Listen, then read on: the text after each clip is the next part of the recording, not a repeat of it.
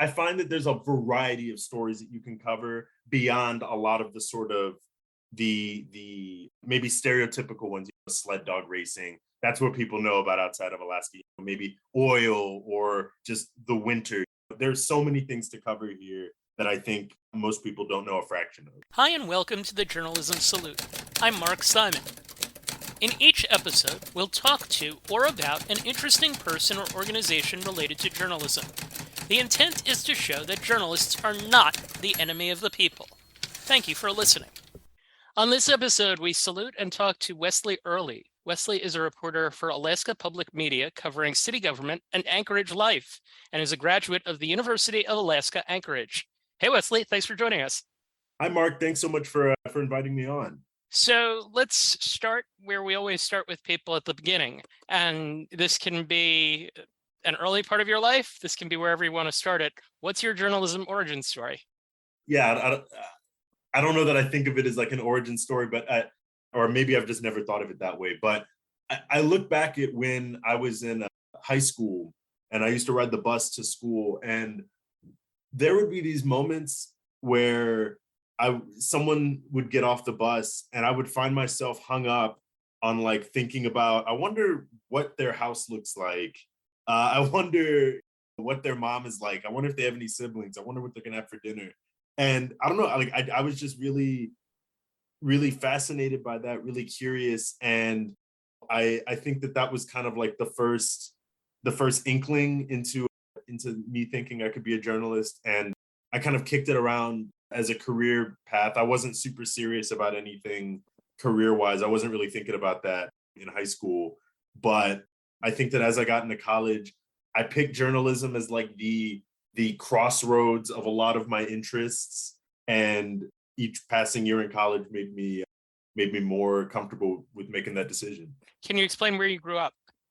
Yeah, so my dad works for the Department of Defense, and so I was actually born overseas in England, and I lived in Germany and Australia.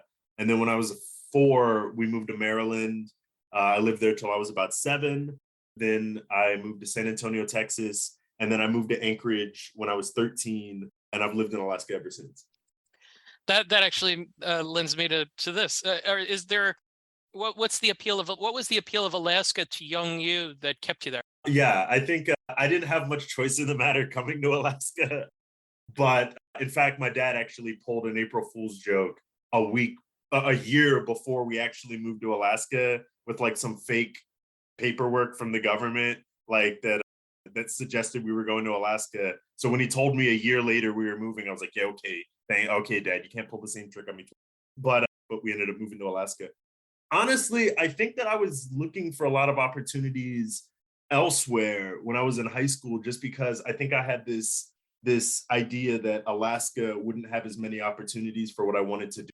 And so I thought I would move to a bigger city and I'd be able to sort of do more. There'd be more to do, more to see. And then I had a really great opportunity to basically go to college for free. I got a couple scholarships through the university, and then my mom worked for the university, so I got a tuition waiver. And so it was just a great financial decision to stay here for college. And especially if after all the horror stories that I'd heard of people having to pay massive amounts of student loan debt. And then I kind of had the idea, okay, well, I'll finish college in Alaska, but I'll be looking for jobs elsewhere. And then my last semester of college, I interned at Alaska Public Media.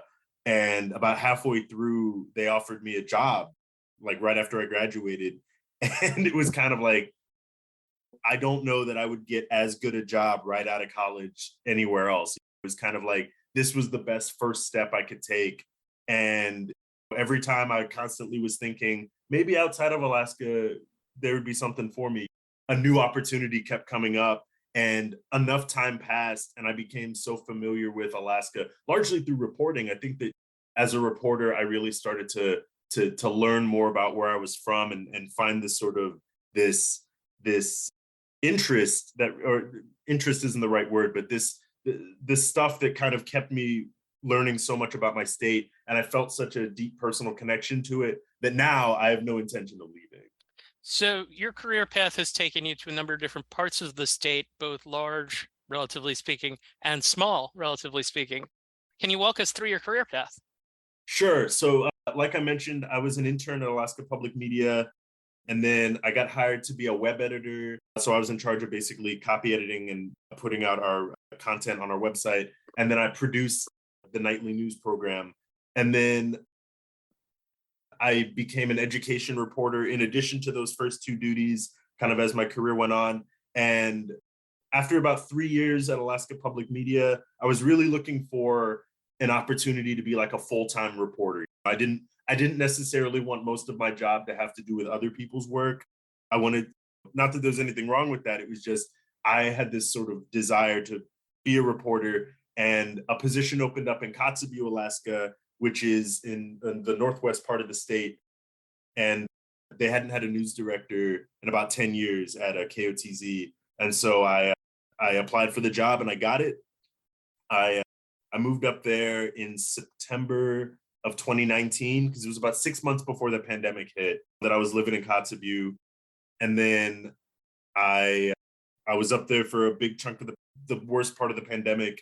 And then I came back to Anchorage last September, so in September of 2021, or actually August, but I started back at the radio station in September of last year. And now I'm a full-time reporter in Anchorage, and I cover mainly city government, but also sort of odd stories here and there having to do with Anchorage. A few weeks ago, I believe you tweeted something, or maybe it was a retweet that said something to the effect of your local public radio station is not NPR. It's separate things. So with that in Yeah. mind, can you explain what Alaska Public Media does? Right. So Alaska Public Media is what's called a dual licensee. So we're a nonprofit news source, and we are both a PBS affiliate, so public television, and an NPR affiliate. So we're a member station of NPR, so we air NPR programming. And then we also air programming from American Public Media, which is based in the Midwest. And we air sort of various public radio programming. We have our own local public radio programming. And every now and then we contribute to NPR. I've done a couple news spots for NPR, but we have a totally separate newsroom. And in a lot of ways, it's more of a collaborative relationship when we cross over with NPR. So we pitch them stories that we think could have national interest, and they decide whether or not they think it's of national interest, and then their editors work with our reporters. We're sort of encouraged to pitch to national programs if we think that something we're reporting locally could have a bigger angle or could have a bigger reach. But we're like a separate newsroom that airs NPR programming. NPR is based in DC. They've got their whole hierarchy of news. We have our separate reporters. And there's a big print component to your job too, right? Not, I guess. Should I rephrase?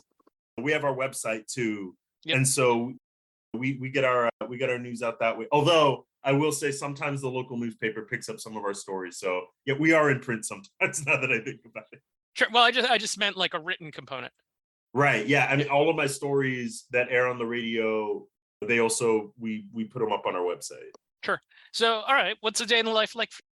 Well, my day starts at like 6:30 in the morning. My fiance works at a child development center, and so her shift starts at 7:30, and we have one vehicle. So I drive her to work at about 7:30. When I get home, I'm normally like 8 o'clock's around when I'm checking my first emails, checking some local news sources, whether it's us, the local TV station, the local newspaper, just to see if there's anything major that I've missed and to see what stories are out there broadly. I'm checking my emails and then looking at the city municipal calendar to see what committee meetings are happening. I try to be at every municipal assembly meeting, just in person. I think it's good that there's a reporter at every one of these meetings, just so we can know what's going on. Even if there's nothing we're going to report on, it gives us like a sense of what people are talking about. Some days I have a set interview at like 11 or something, and I go to the interview and I have a quick turnaround. Some days I'm working on longer term stories.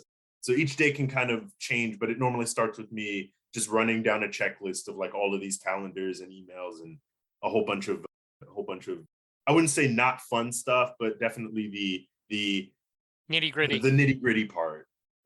Sure. So let's look at a couple of recent examples of stories that you've done. I'm just going to read through a list here. One, the purchase of a hotel being turned into low-income housing for formerly homeless people. I noticed you shot the photo for that story too.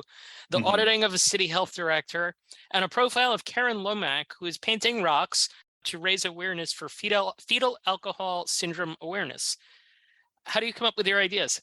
Well, what's funny about the profile of Karen is I actually interviewed her like a year ago, and during September because that's a fetal alcohol spectrum disorder awareness month, and so a group, an advocacy group, had reached out to our newsroom, and I thought, oh yeah, this could be a nice story, and I interviewed Karen, and we went on a walk where she had painted all of these rocks with information about where to learn more about FASD, and I was all set to do a profile and do a story, but simultaneously at the city level, I was covering several subsequent meetings that had public testimony over a proposed mask mandate. For the city, we had a pretty big COVID outbreak. And so the city was wrestling with having another mask mandate. And so I had to be at these nightly meetings regularly. They kept going on and scheduling new meetings. And so I ended up having to set Karen's story to the side. And by the time I like had the space and the sort of the energy to go back into it, I felt that the moment had passed, like it wasn't sort of newsworthy. And so I honestly felt guilty for a year that I didn't do that story. And so August rolled around and I emailed them and said, hey, I basically want to do what I was supposed to do a year ago. Are you guys still interested? And they were super understanding. And I'm happy we were able to get the story out. But yeah. So that one was like a year in the making, but that's not normal. I would say I get most of my story ideas from people email us with story pitches about things happening in the community. And we get a lot of emails, and sometimes we decide if it's something that sort of fits within what we cover, if it's something that we think we could turn a radio story on and then have a web component. And then also we because I go to city council meetings, a lot of my stories are on, or I should say assembly meetings, a lot of our stories are on what's on the agenda, what are stories that have been sort of garnering interest over the last few months, what's drawing a lot of public testimony, what's a big purchase for the city. And yeah, I don't know that I have one way that I have to sort of select stories, but I think that a lot of it's community driven, and sort of we try to provide a balance between, it's kind of like eating your vegetables and having dessert, right? Like the dessert is what a lot of people are talking about and what we think people are going to immediately be interested in. And the broccoli is like stuff we think people should know. And maybe they don't think, maybe they're not thinking about it. And so it's kind of writing that fine balance. So with something like the Karen Lomax story, what's the process from like beginning to end? Is it as simple as you go for a walk with her, you're taping the entire talk, you go back, you listen back, you edit, and then you write your script? What goes into it? Kind of. I mean, I reached out to her. I picked a day that worked for her and a photographer, because a photographer, Matt Fabian, actually took those photos for that story. And we basically did just walk around the block with her. I wasn't recording initially when I got there. I was kind of, and because I'd already interviewed Karen before and I knew a lot of what I wanted in the story. I just wanted the audio to be. And so when we actually did the walk, what I told her was, I'm not specifically recording your voice. I'm recording sort of the background sound, the ambient sound of what it's like walking with you doing these rocks. We're just gonna have like sort of conversations that, yeah, they'll be recorded, but it's not like the focus. And then when we got back to her office, that's when I did a sit down interview. And then yeah, I went back to my office. I think I produced it like a few days later. It actually I think it got bumped because of some other things, but it didn't get so bumped that we had a repeat of the year before. So you also cover the mayor's office intensely. I found online a 20-minute interview that you did with him in late July. What's the mayor of Anchorage like to cover? I think that our mayor specifically, he doesn't have a lot of background in politics. He was a bit of a political outsider who he'd been involved in like local conservative circles, but he hadn't like run for office before. He's a former pilot. And so I think that talking to people who aren't used to being interviewed is always kind of gentle. You have to balance between like, this is somebody who's not used to being interviewed, so maybe you got to frame your questions differently. But also, this is the chief executive of the city, so you can't exactly just be easy on him. But he's he's a guy who he's always been fairly gracious when I've spoken with him. When I did the interview, he was super nice, and he answered my questions. It's hard to kind of balance between a lot of people will just sort of talk and talk and say sort of their sort of slogans, sort of phrases that they've been using over and over. You can tell that certain things have been said over and over, and so you have to kind of be conscious of getting actual new usable information out of the mayor, because it's I'm not recording a conversation with the mayor. I'm recording an interview. Like, I'm asking him questions and I'm trying to probe information out of him that maybe I think the people are interested in, or maybe that the people haven't heard from. And so it's kind of writing that balance. But yeah, I think that my relationship with the mayor has been, I interview him, or I reach out to his communications team. They give me statements regarding things I'm asking for, or they don't. What are your favorite types of stories to cover? I find that there's sort of a balance in the type of stories that I do. Earlier on in my career, I tried to get really good at turning around really quick stories. So our newscast records at 5. And so if there's like a press conference at 3 to 3:30, I had to sort of train myself to listen to this interview sort of actively, try to remember where the most important thing, look for sound bites as you're listening, like what sounds like something that sums up an idea of what they're saying, and like be able to turn that around in like an hour.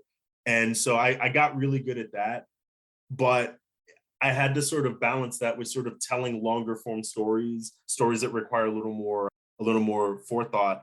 And I think that the best stories are ones that no one is necessarily covering, and you don't feel sort of pressured to get something out quick. You understand that you are sort of taking a look at something that you don't think any other reporter is going to write about, at least recently. And so you have a little more room. But I think the best types of stories get away from like the newsmakers, so to speak, your politicians, your usual suspects in local political groups, the principals of schools. It gets away from those people and talks to like everyday people. I hate saying that, because it's like that all of these people's opinions are valid necessarily, but getting away from like the people who we always hear from, and hearing from people who have different perspectives, people who are actually experiencing the things that the people in charge are impacting. Hearing I think from those people, stories hearing are the from best. people like Karen Lomack. Yeah, I think Karen's somebody who certainly, she's done outreach, and I think people who are familiar with fetal alcohol spectrum disorder and outreach on that, they probably know who she is. But elevate in my work, I think that you sort of elevate certain ideas, and you have to make sure that like what you're elevating is useful to somebody.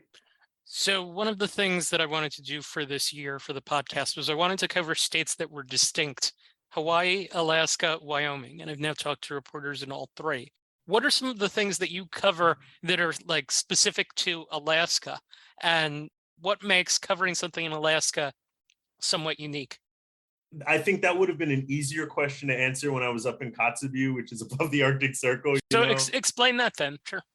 I covered impacts to local subsistence, right? I think Alaska is, I want to say Alaska has the highest percentage of indigenous people as part of its population. And I think absolutely has a higher percentage of like indigenous representation just at the state, like around the state. And so it's kind of hard to be a reporter and not pay attention to sort of the issues of indigenous people, specifically with things like tribal sovereignty and missing and murdered indigenous women, and subsistence, and all of the and rural Alaska issues, because a lot of rural communities, they're not on the road system, right? Which is like Anchorage is on the road system, Fairbanks is on the road system, Wasilla, Kenai, Seward, you can drive there, but you really can only fly or boat into Kotzebue. And a lot of Alaska communities are like that. And so I think there are unique challenges where just as a reporter, there are certain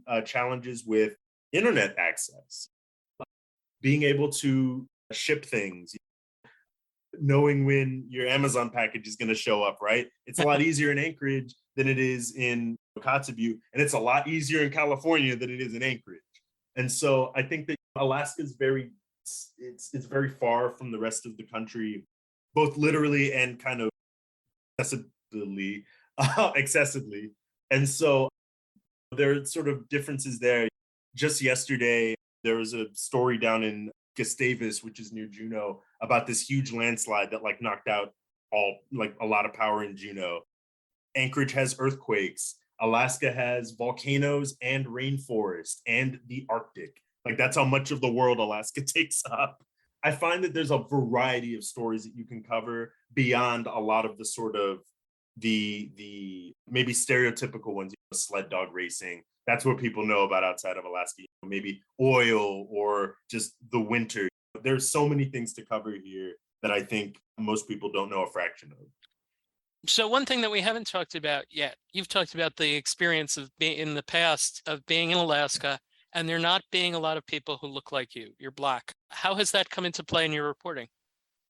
I think that I've been aware of it for a while, and so I have to kind of like factor that into what our newsroom is covering. I don't think any person of color necessarily wants to be the representative for all Black people, for example, right? I am not the representative for all Black people, but I think that there's certainly things that I think about and that I'm maybe more sensitive to that I think warrant newsworthiness. Because a lot of people forget that there's a certain bias in story selection, right? Like you can tell a story very evenly and fairly and showing both sides, but like the fact that you chose to tell that story, that you chose to write about that, that's a bias, right? And so when we all live in our little bubbles, whether it's your background, your ethnic background, whether you're a man or a woman, you're gay or straight, maybe you're transgender, you were born fairly wealthy, you were born not particularly wealthy, all of those inform what we think is sort of important. An example for me is I did a story a few years ago about a unusually high number of Black people running for the Alaska legislature. I think it was like 7 or 8. And that was kind of interesting. But the more interesting part was that most of them were running as Republicans, which kind of runs counter to, I think, a lot of people's assumptions about where Black people tend to fall politically.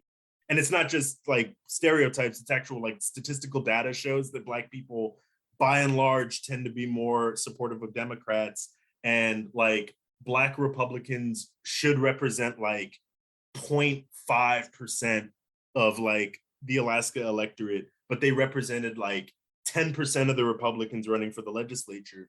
And so my initial curiosity to that, which I found out because of a local conservative group had sent out like a release basically saying more Black Alaskans are running for the legislature than ever, and they're running as Republicans. And normally I skip most of those because it's them trying to drum up support among their supporters. So it's not really, I don't find a lot of news there. But I saw that claim and I kind of thought, is that true? Because that sounded kind of interesting. And what it ended up turning into a story about was what motivates people to run for office, and where I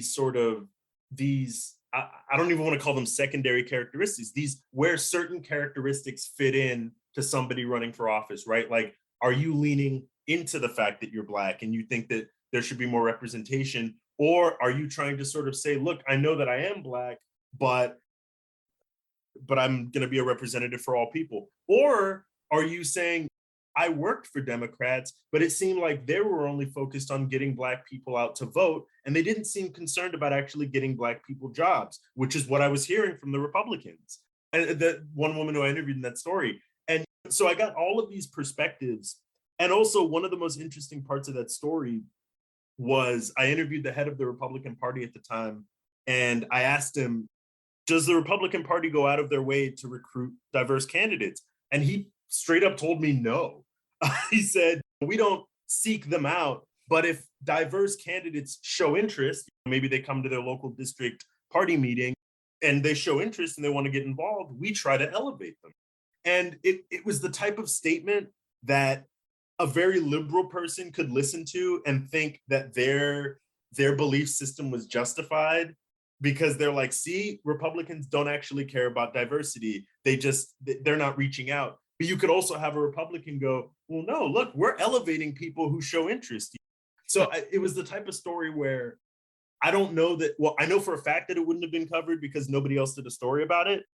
But I don't know that if I didn't have my own personal background and my own sort of my experiences, I don't know that I would have cared that much. So this segues right into my next question. 2 years ago, you did another interview with a different podcast, Seawolf Voices, which is an Alaska Anchorage podcast. You spoke at length about separating your political views from what you cover.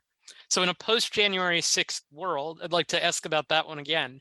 How do you separate your political views from what you cover? Well, I think that anybody who knows me personally knows how I feel about certain things politically. I don't try to go out of my way to be particularly politically vocal publicly, just because it's counterintuitive to my job, and B, I think that there are people whose job it is who are in a better position to do that than I am, right? My job is to very plainly seek the truth and report it and be accountable. And there are some people, and so where I fit in the sort of overarching system, representative government and participation in the public process, it's a different position. And so I very much view that role. That's not to say that I'm not participating. I'm just participating in a very different way. And the purpose of my participation is different. And so if I'm talking with my friends at a bar, I will sometimes I'll describe my distaste for a certain political decision, but I ultimately my goal is the truth, right? And so you can't be neutral about that, right? And some people talk about being like neutral towards everything when they're reporting, which I think is unrealistic. And I think that what you should strive to be is fair. So I live in a city where the head executive is a Republican, and it's not a secret. Like he's an out conservative, so to speak.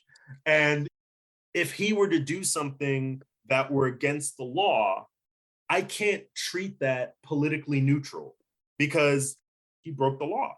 And in the same way that I can't treat something from maybe one of our more liberal assembly members, I can't treat that neutrally, right? And so if a lot of stories seem like I'm criticizing the mayor or I'm pointing out something that the mayor's not doing, I try to take a step back and say, am I being fair? But, I am not in service to any particular political entity. I am not paid by these interest groups necessarily. There are groups that donate to Alaska Public Media. Some groups line certain places politically. I am not beholden to them. And I think that people appreciate us and people go to us because it's very clear that we are independent. We certainly personally have ideas about the world, and I have personal ideas about civil rights, and that drives some of my reporting. And maybe I would write about something because I think it's an issue. But as far as like separating my personal politics, I think that like we use the term political very broadly. And I think that we have to be careful not to sort of be neutral about things that truly matter to us as like a society. I have two questions left. Are there you've talked about Alaska from a number of different perspectives. The lower 48 perspective of Alaska, I imagine, is a lot different from what Alaska actually is. Are there misconceptions about Alaska? I think you alluded to a couple of them that the media often have and share that it's important to clear up and that the media need to be cognizant of in the lower 48. I think I mentioned talking about indigenous cultures earlier and how I think that any reporter worth their salt in Alaska should be aware of like how tribes work, how native corporations work, right? Because Alaska, with the exception of one community, doesn't have reservations. And a lot of people from the lower 48, when they think of Native Americans, or they think, oh, well, reservations. It's like, nope, that's not quite how it works. We have regional native corporations, right? And they operate differently. They're for-profit businesses, and their shareholders are people who are enrolled in the native corporation, right? But also we have tribes, we have tribal governments, and which are federally recognized tribes are sovereign governments. And so I think there's a lot of misconceptions about like just how indigenous cultures work. There's a lot of people, even Alaskans, who have this misconception that like, oh, native people are just getting all of these things for free, which is super toxic. They are getting what they are owed through federal treaties, right? Like it's like saying you got free money for working at your job. It's like, well, no, I worked at the job and they gave me the money. It was transactional. And so that's one issue. And then I think Alaska, there's a certain truth to the idea that like we get paid to live here. We have the permanent fund dividend, which eligible Alaskans can receive. This year's amount was about $3,200 per Alaskan. So if you're a family of 5, you get 5 checks. I think there's this idea that like we get paid a lot of money to live in Alaska. Depending on how many people in your family, it's a bonus, but it's certainly no replacement for a salary. And I think that Alaska is more modern than some people might think. When I moved, now granted, I moved to Alaska before there was an IMAX theater. They actually built the first IMAX theater across the street from my high school. But it's got most things that you would have in a city. It's got sports arenas, it's got performance venues, it's got malls, it's got chain restaurants. It's got a lot of what you would see in your average ordinary city. It's just way less people. But there are some differences because you may have to be careful because a bear got into a high school, which happened to me. A bear got into my high school one time. It just like found its way in, and like officers had to come by and like shush the bear out of the school. So there are certainly like wildlife encounters that are realistic. But I think that Alaska, it's a different type of community than I think most people are used to, because it is kind of a big small town. Anchorage has about like 300,000 people, and it's the biggest city.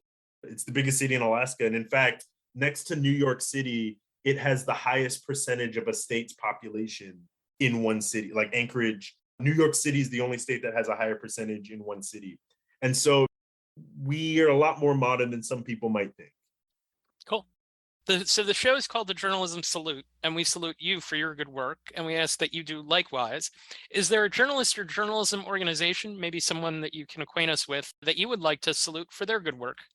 I wish I read more like national news intently, so I could maybe highlight a national. There are a couple national reporters I like reading. Taylor Lorenz is really great. I like McKenna Kelly with The Verge. They write really well about the overlap between like social media and like the rest of the world. But I think if I were to highlight an Alaska organization, KYUK, which is the public radio station in Bethel, Alaska, which is a Yupik community, they are like the gold standard for a local public radio station. Like they are, because they not only, Bethel is like the hub for like dozens of other villages, and KYUK does a remarkable job of keeping tabs on so many different communities, flying reporters out to these communities, really being representative of a very different part of America, really. And it's a part of America that doesn't always have clean water, doesn't have great infrastructure, a part of the state that's trying to preserve certain culture. It's a part of the state that's been impacted by colonialism, and as a result, the standard of living isn't particularly high. But it's also a place where the people who live there feel so strongly about their community, because it's like it's in their blood, it's in them to really shepherd this part of the state. And I think that KYUK, specifically their news director, Anna Rose MacArthur, I think that they do such a great job of just being like doing the work of journalists, which is to be representative of a community and really really not only keeping their community informed, but like showing the rest of the state, the rest of the world, this community. And they've aired national stories with NPR on different topics. They were doing a lot of work this past weekend with a really gnarly Western storm that came through. And so I can't say enough good things about KYUK. Sounds like you're doing that kind of work as well. Wesley Early, thank you for taking the time to join us. Best of luck in your future. We'll be keeping tabs. Thank you. Thank you, Mark. If you're looking for another podcast to explore, check out the Shifting Schools podcast. They've done several interviews with journalists. In episodes 226 and 229, they talk about data visualization and data journalism. The podcast itself focuses on the constantly changing education landscape. Find out more by heading over to shiftingschools.com. Thank you for listening to the Journalism Salute. Please let us know what you think of the show. You can find us on Twitter @JournalismPod, and you can email us at journalismsalute@gmail.com.